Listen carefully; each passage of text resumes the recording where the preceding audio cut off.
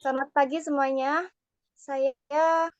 Yang saya hormati Kak Cahyo selaku Asdos dan yang saya hormati rekan-rekan semuanya.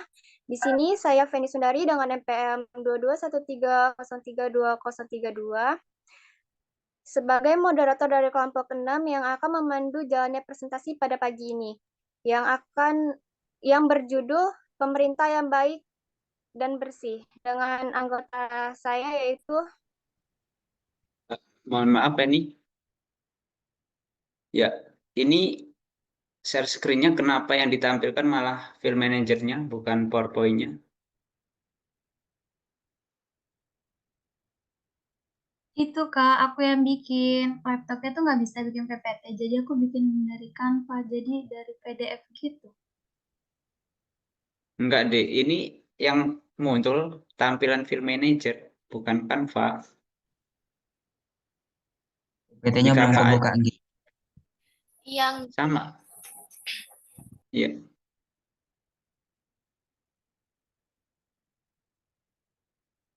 Kamu screen layar aja, jangan screen aplikasinya. Oke Kak, bentar. Coba di close dulu.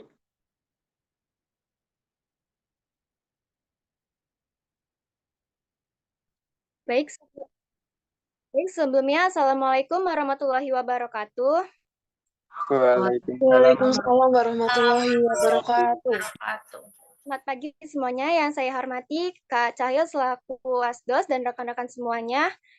Di sini saya Feni Sundari dengan NPM 2213032032. Di sini saya sebagai moderator dari kelompok 6 yang akan memandu berjalannya presentasi pada pagi ini yang berjudul Pemerintah yang Baik dan Bersih dengan anggota kelompok saya yaitu Izin memperkenalkan diri, nama Jelis Pramadanti dengan NPM 2213032034.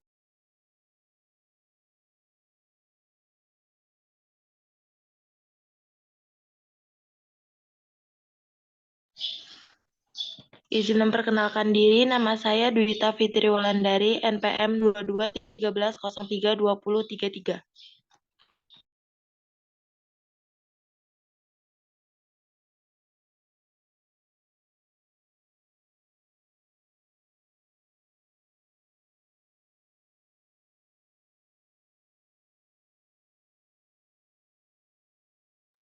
Izin memperkenalkan diri, nama saya Susiati, NPM 2213032035.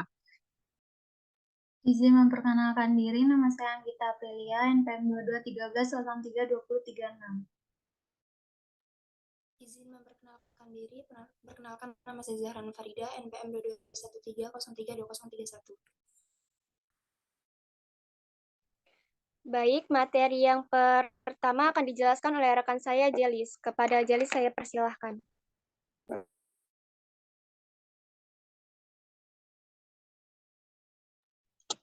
Baik, terima kasih moderator atas kesempatan yang telah diberikan. Saya akan menyampaikan mengenai pengertian pemerintah yang baik dan bersih. Secara umum, pengertian pemerintah yang baik dan bersih adalah segala hal yang terkait dengan tindakan yang bersifat mengarah, mengendalikan atau mempengaruhi urusan publik untuk mewujudkan nilai-nilai tersebut dalam kehidupan sehari-hari.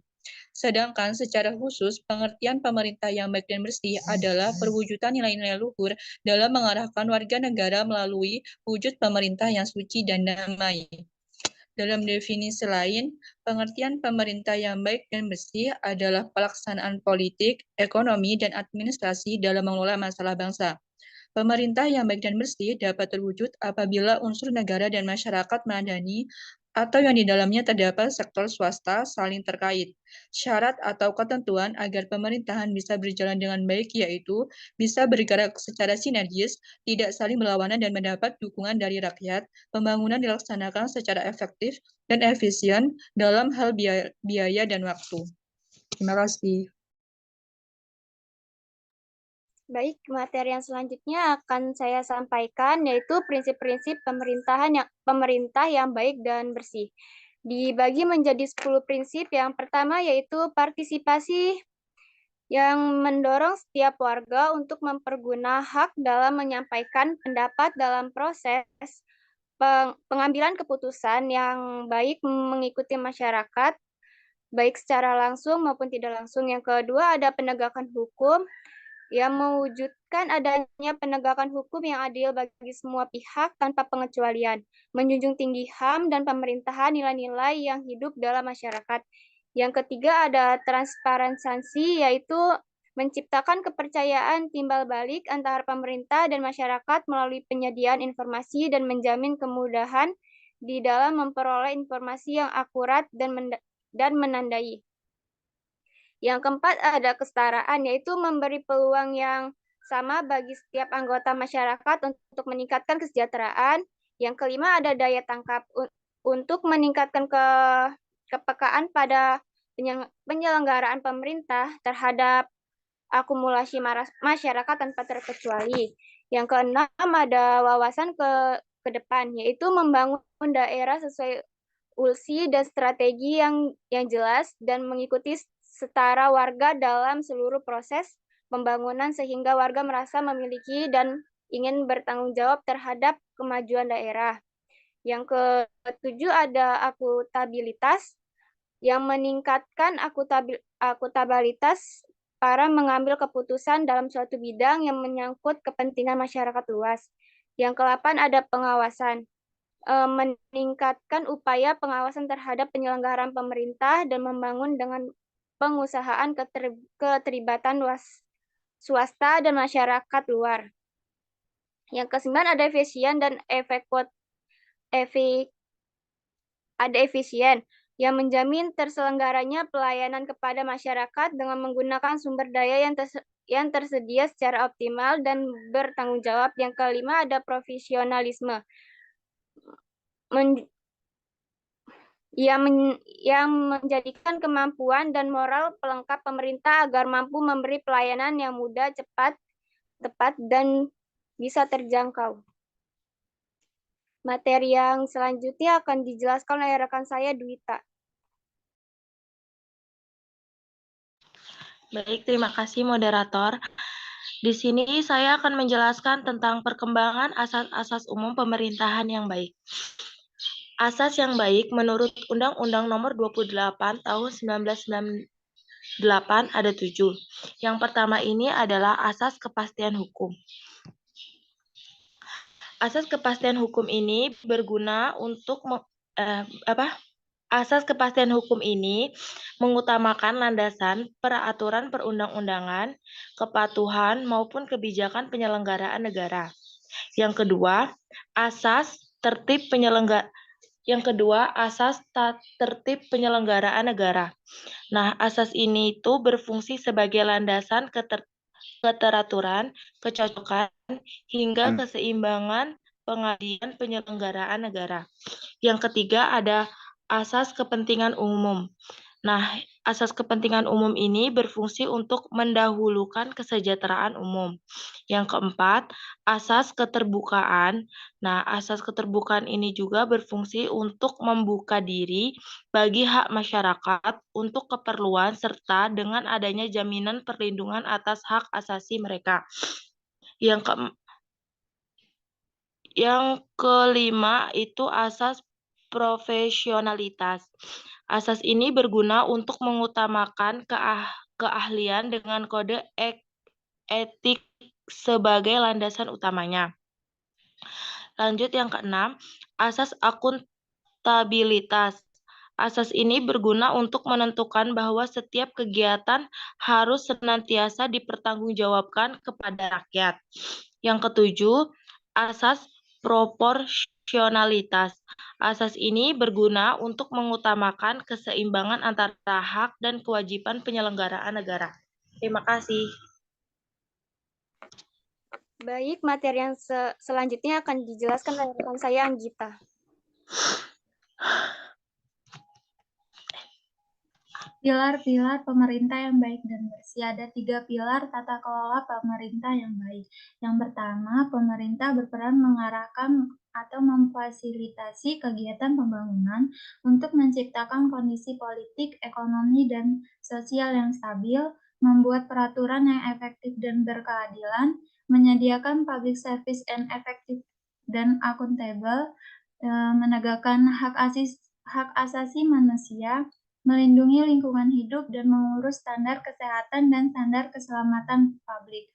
Yang kedua, swasta berperan sebagai pelaku utama dalam pembangunan, yaitu untuk menjalankan industri, menciptakan lapangan kerja, menyediakan insentif bagi karyawan, meningkatkan standar hidup masyarakat, memelihara lingkungan hidup, menaati peraturan, transfer ilmu pengetahuan dan teknologi kepada masyarakat, dan untuk menyediakan kredit bagi pengembangan UKM. Yang ketiga, masyarakat berperan sebagai pemeran utama, yaitu untuk menjaga agar hak-hak masyarakat terlindungi, mempengaruhi kebijakan publik sebagai sarana check and balance pemerintah, mengawasi penyalahgunaan wewenang sosial pemerintah, mengembangkan sumber daya manusia, yang terakhir sebagai sarana berkomunikasi antar anggota masyarakat. Sekian materi yang bisa saya sampaikan. Saya kembalikan ke moderator. Baik, materi yang selanjutnya akan disampaikan oleh rekan saya Susiati. Implementasi pemerintahan yang baik dan bersih di Indonesia.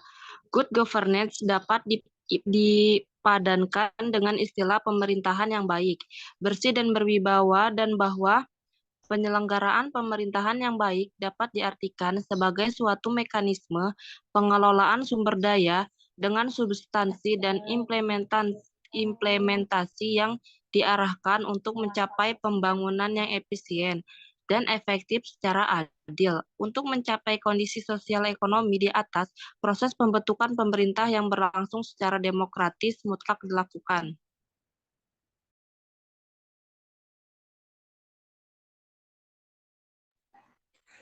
Baik, materi yang selanjutnya akan dijelaskan oleh rekan saya, Zahra.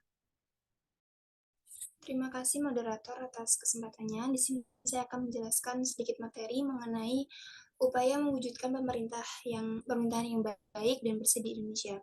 Ada beberapa upaya yang dapat mengembangkan good governance adalah dengan meningkatkan inovasi dan kreativitas. Inovasi yang dimaksud adalah inovasi yang menjamin setiap instansi pemerintah sehingga dapat melakukan beberapa bentuk pembaharuan dalam penyelenggaraan pemerintah daerah sehingga dapat mendukung tercapainya proses good governance. Karena inovasi bagi pemerintah daerah menjadi sebuah keharusan dalam mencapai kemakmuran dan kesejahteraan di daerahnya.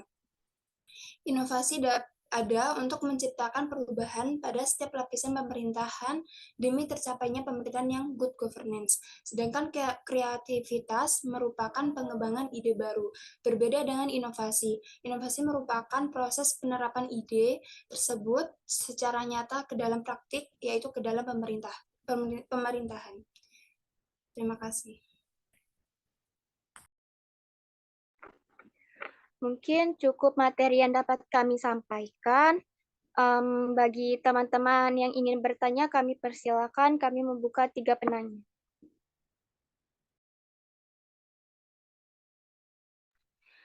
Baik, Aisyah, saya persilakan.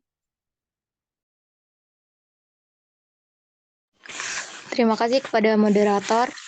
Izin memperkenalkan diri, saya Aisyah Suciningrum, NPM 2213032024.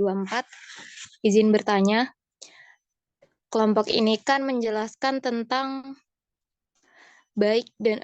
tentang pemerintahan yang baik dan bersih. Nah, menurut kelompok 6 nih, gimana sih pemerintahan yang ada di Indonesia? Apakah pemerintahan di Indonesia itu sudah baik dan bersih?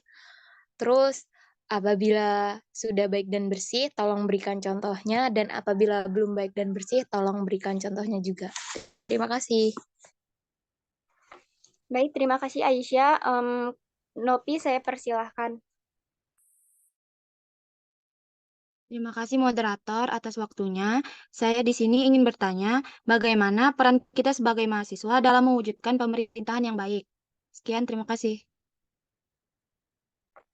Baik, terima kasih Novia. Penanya selanjutnya, Feby, saya persilakan.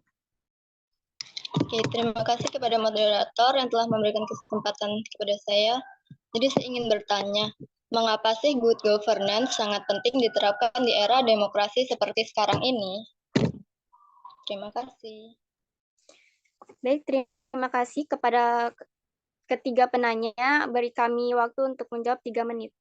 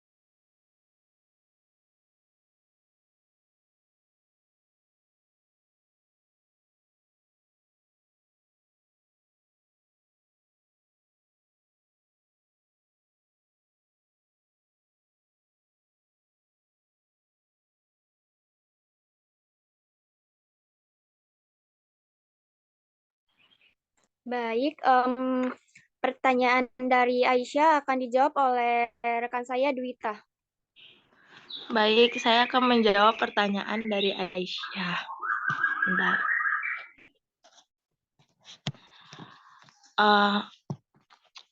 Aisyah nanya, menurut kelompokmu, apakah pemerintahan Indonesia sudah baik dan bersih? Kalau menurut saya, pemerintahan di Indonesia belum baik dan bersih. Karena pemerintahan yang baik adalah pemerintahan yang mau bertanggung jawab, yang menjalankan setiap kasus atau permasalahan dengan baik.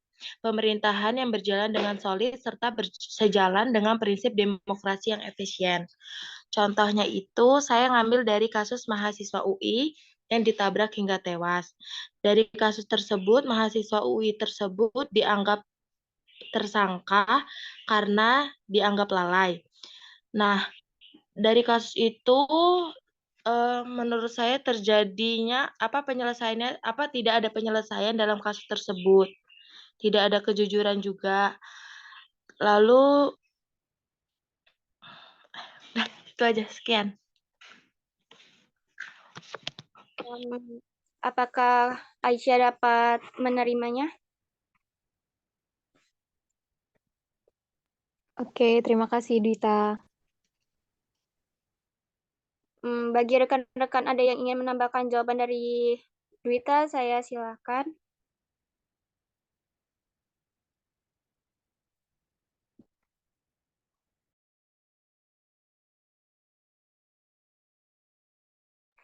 Kalau cukup, langsung dijawab pertanyaan yang kedua dari Novia yang dijawab oleh rekan saya Zahra.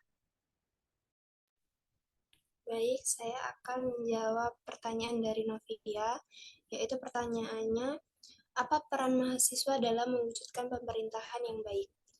Mahasiswa memiliki tiga peran penting untuk mewujudkan pemerintahan yang baik, yaitu agent of change, agent of control, dan iron stock.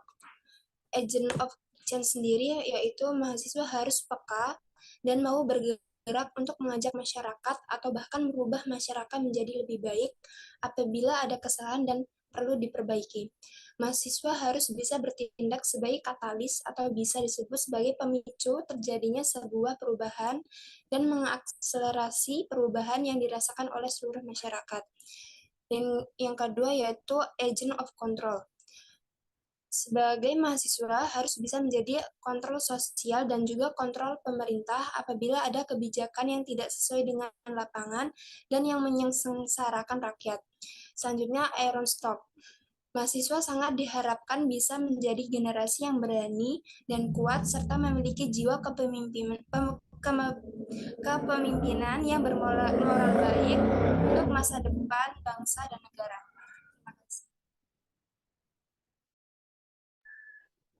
Apakah cukup, Novia, jawaban dari Zahra?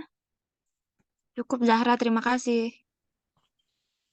Bagi rekan-rekan yang ingin menambahkan jawaban, saya silakan.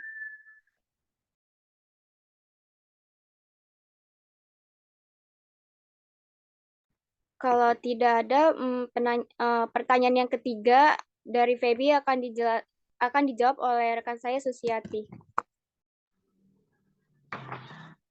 Pertanyaan Feby tadi, mengapa good governance sangat penting diterapkan di era demokrasi seperti sekarang ini?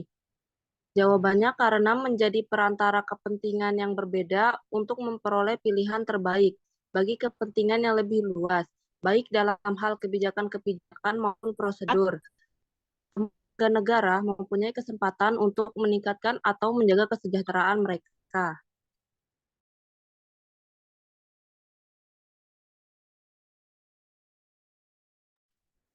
Apakah jawaban dari Susi dapat diterima, Feb? Ya, oke, makasih ya.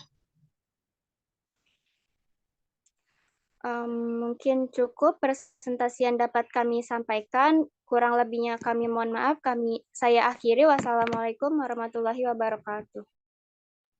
Waalaikumsalam warahmatullahi wabarakatuh.